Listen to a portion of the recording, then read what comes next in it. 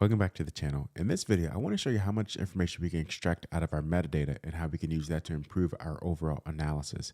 This video is part of our Python for Forensic Chemists playlist. So the idea around this video is to really show how much we can dig deep into our data and how much additional rigor we can apply to that at various points within our analysis.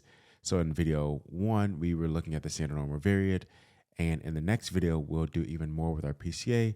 So this particular information is really that gap between where we pre-process the data and where we begin our more advanced analysis. And as an analytical chemist, I consider the measurement data the primary source. And so the information that supports that will become metadata. Metadata you could think of as the data about the data.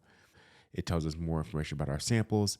You got it, dude. So to begin, let's start where we ended the last video. In the last video, we were looking at our cocaine data set. And after doing standard normal variate preprocessing, we had this unusual structure in the data. I want to demonstrate how with the processing of the metadata, we can actually understand what this information is and how we got to this point. So if we go back and take a look at the analytical data, this was our experimental data. If we zoom all the way out, you can see how massive this data set is. No! God, please, no! No! No! This is about 80 cocaine samples. And then across each of these columns are the wavelengths of the experiment from the visible range all the way to the infrared range. And so there's some information we can tell just by plotting this data. If we quickly plot it, we have some extractable information. So we could interpret these fingerprints and we can incorporate more data and we maybe see some trends that emerge. However, there's more we can learn if we consider the metadata. And that is what I'm showing here. This is the metadata for the particular experiment we're looking at, where there's actually a lot more in here. I'm just filtering based on the cocaine data set. And we just by reading it, we have our index values as code here. We have the run number, we have our sample set K, and then we have the various components, be it caffeine or some mixture with cocaine. We have other information about that experiment as well as the matrix and the color. So if we were to extend this, we would have more variety in these two columns here. And so let's extract this information and then layer that onto our PCA plot at the end. So in our notebook, I want to first shout out Luis Gonzalez, 9190. He mentioned to me in a comment of a different video that if I use this magic command here, I can actually produce high-res figures in the notebook. This is great as it's been kind of a minor grab of mine. I never quite dug into it. So thank you. This will greatly improve the resolution of the figures. After that, I have imported pandas and warnings. There's a future warning that pops up with some of the code that I've written, so I just want to avoid that. And then just some stylistic things for the figures. Next, I will import this metadata. And then I also filter the data for just that K data set. So let's begin where we ended last time, where we have our PCA fit transform SNV data. This is where we've already done some pre-processing on our NIR data. And let's save that as a scores data frame. That way we already have that data set ready to go. And the next thing I want to do is merge this data with the metadata. To do that, we're going to leverage this index key here. And we will leverage the code column here. We see we have matching key values, and so we can take advantage of that. To do that, it's fairly straightforward. I'll do that here. Let's use the pd.merge method, and we will pass in for our left data frame. Let's use the metadata. And for the right data frame, we'll use scores. Next, we will set our keys for which we will merge. Let's set left on equal to this column called code, and we will set right index equals true, and that's because the keys we want to merge on are in the index values. And let's lastly set how equal to enter.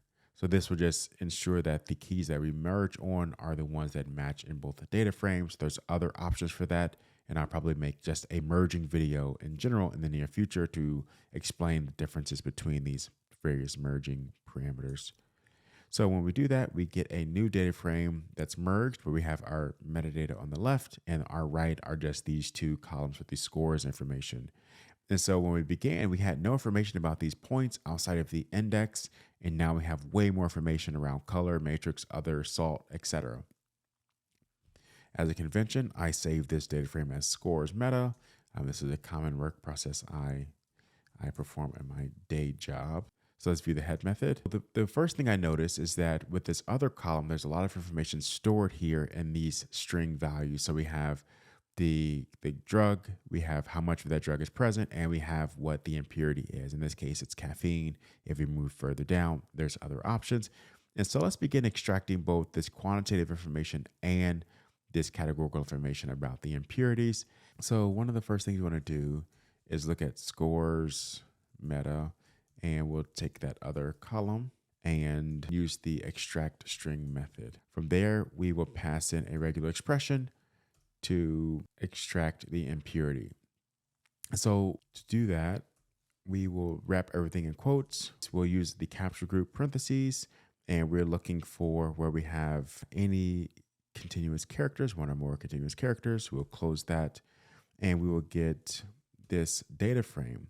We can pass the expand argument and set that equal to false. And now we have a data series with some missing values throughout. And so we'll then focus on cleaning that. Before we do that, let's set this equal to a new column called impurities. And then we will clean those edge cases up. So to recall, there's a couple edge cases based on how we've selected. So we're starting from the end of this data frame, and we're looking for where we have this little string here, and it occurs after n. So we've got a case where we have pure impurity, so just the caffeine or no cocaine, or we have all cocaine, so there's no n for us to have. So these sets will always be missing. And so let's now address that.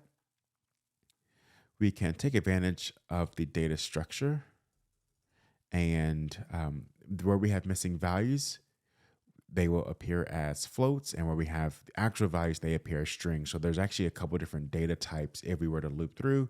And so let's take advantage of that with this solution here. If we look at this mask and fix that, if we look at this mask, we have a set of true false values. So everywhere we have true, we need to do something because this is actually checking the instance for where it equals to float. And so we can use this to fix the rest of the impurities columns. Let me show you. So what I've written here, we can use this loc method and filter based on the mask for the impurities column and replace that with the components column. The reason we're doing that is because everywhere this is blank, we actually want the component value. So either caffeine or cocaine or paracetamol or cocaine. And this is going to be the case for all of these where we don't have a value for here. We can reference this column and get that value. And so we will set that. It will be updated, and we'll have no more missing values for that column. So if we look at scores meta, we have all the impurities now covered. Again, where we have this missing value there, we have this. I had a typo, so we had an impurities column, which I could go back and drop. The other information we want to extract is this weight percent. This here. This is information that gives us some quantitative information about how much cocaine is present in these mixtures. Let's start with other. And we'll use the string method. We'll also use extract. And in this case, we're going to extract just the numerical data, which is fairly straightforward. We have a couple of different ways we could approach this, but let's keep it as simple as possible and do that with a lowercase d plus, or this plus means one or more.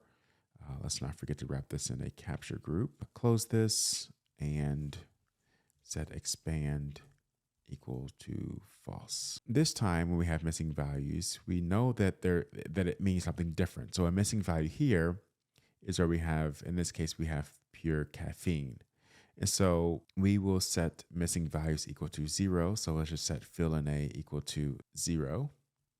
And then the other thing we want to do, if we look at this data type, our data type is object. And so let's set let's change the whole data type equal to int. So now that these are all numerical values, and we can make this column, and we can make a new column called weight percent. And let's make this scores meta.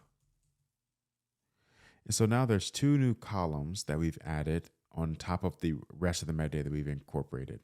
We have our impurity, and we have our, let's run this, weight percent. And so this information on top of what we already have included will give us a lot more information as we make new plots for this data frame. So let's do that. Let's start with a fairly simple plot. So this is where we sort of ended the last video, but now we have way more information to include. And so let's set the hue parameter equal to impurity. So now we can see that we have the experiment helps to already begin explaining what was going on here while we have these long bands of data. These are all the experiments where we went from pure cocaine down here in orange, and then we began mixing in various amounts of caffeine. Or we had another experiment, if we look in red, let me zoom in a little bit more, where we had pure cocaine in orange, and then we have this lidocaine or this phenacetin or various other mixtures. We can move this legend out the way by adding another line to scoot that over. And this gives us a little bit more space to see the data. Next, let's take advantage of the other column we created, which was the weight percent column. So let's make that part of the size. So we can pass in a size argument and set that equal to weight percent. So now we have size encoded here. Let's make it a little bit more obvious. So we can set size norm. And let's go from, let's say, 50 to 250. And let's add alpha. Let's close this first. Let's set an alpha so we have a little bit of opacity to make it easier to see. And not size norm, sizes. There we go. And now we can see that the larger buckets correspond to more of that cocaine present. And so where we have, 60, 80, 100%, it's a little hard to determine. But as we go to less cocaine and more of the impurities, we see how we have that spanning out. So now we've encoded the impurity and the weight percent of the cocaine all in one figure. And so where we began with this information here, we're able to learn a lot more about the experiment by including some of the metadata as well. In the last video, I also speculated that these extreme points might be part of those impurities. And so let's make one more plot. Let's just copy this here. And one of the variables that was always available to us was this component. So even if we didn't engineer any new features, let's just see what component would have looked like. And the fact that I can just close those out just shows you why I really like my plots to be on different lines. And let's set the size equal to 50. So this plot demonstrates kind of what I was getting at before, where we have the impurity sample, so the caffeine, the paracetamol, the lidocaine, etc. We have points further away from this core cluster. One thing that's interesting is that if we look at procaine here in this brown color that's here, we could probably take advantage of some of the tools that we looked at in the last series, this Python for Chemists, to see how similar cocaine is to procaine. We can tell by their respective suffix that they're probably very similar to each other, but this is just one additional insight that we can take from the last series and incorporate into this series. However, I won't do that as that is outside the scope of this video, but definitely where you could see some agreement and probably worth exploring. But now, in either case, we've gotten a lot more information from this data. In the next video, I want to show you how we can actually start to hotel these points. So we can actually start plotting confidence ellipses around these points to see how different they truly are. And then after that, we'll begin trying to predict what type of impurity we have as we continue to mine this data set. If you enjoyed this video or have any comments, let me know. Like, comment, subscribe. If you have any questions, let me know on LinkedIn or YouTube. Peace.